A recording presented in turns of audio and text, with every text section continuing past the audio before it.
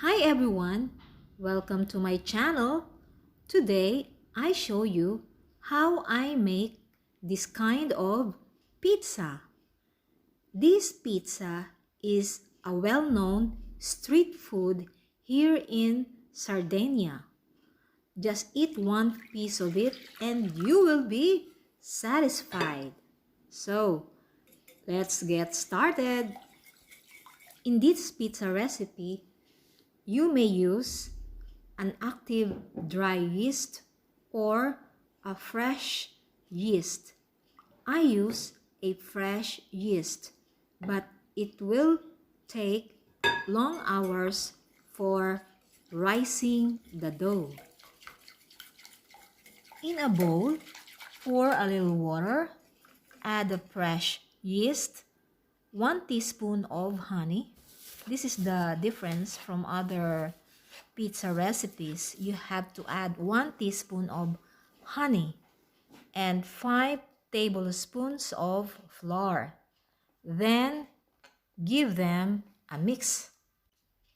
After 15 minutes of resting, add the mixture to the rest of the flour, plus the salt and a teaspoon or a tablespoon of olive oil. Mix them by hand, and once it almost not sticks to the bowl, it means it's time to knead it for about 10 minutes. Knead the dough until you reach a smooth and elastic texture. Now it's ready to rest the dough for 6 hours. Get a bowl, grease it with olive oil and also the dough. Cover it with plastic wrap or clean cloth and place it in a warm place like the oven.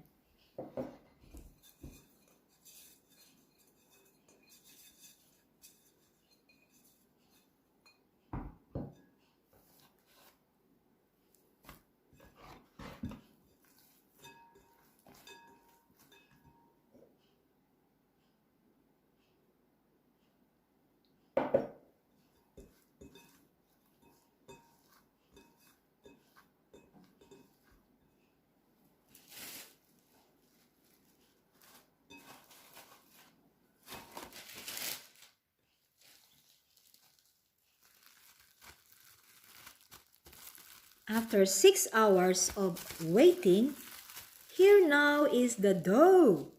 It has risen too much, so beautifully risen. Now it's time to transfer the dough in a baking tray.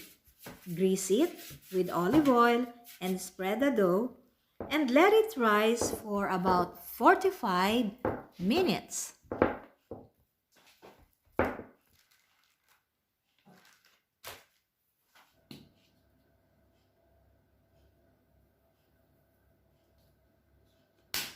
Now it's time to prepare the condiments while the dough is resting.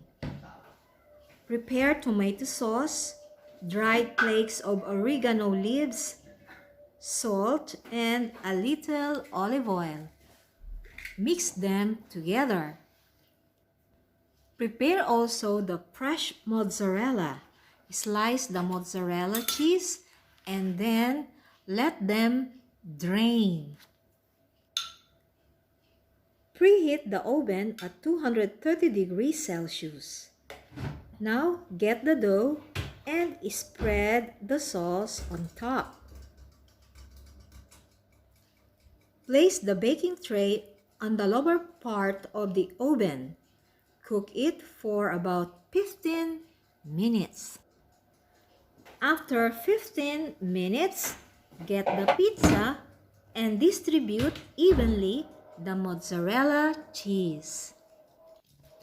Then return it to the oven and place it on the upper part of the oven.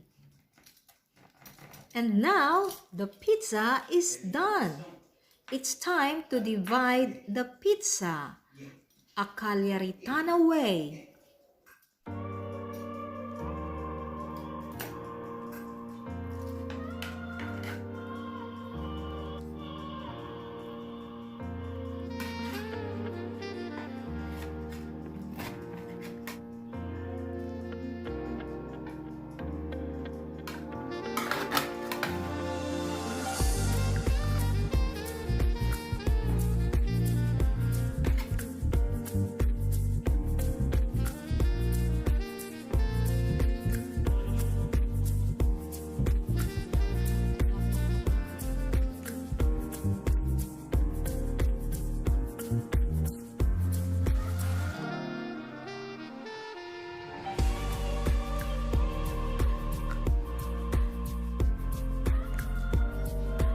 Buonissimo. This pizza is so delicious. I invite you to try it too.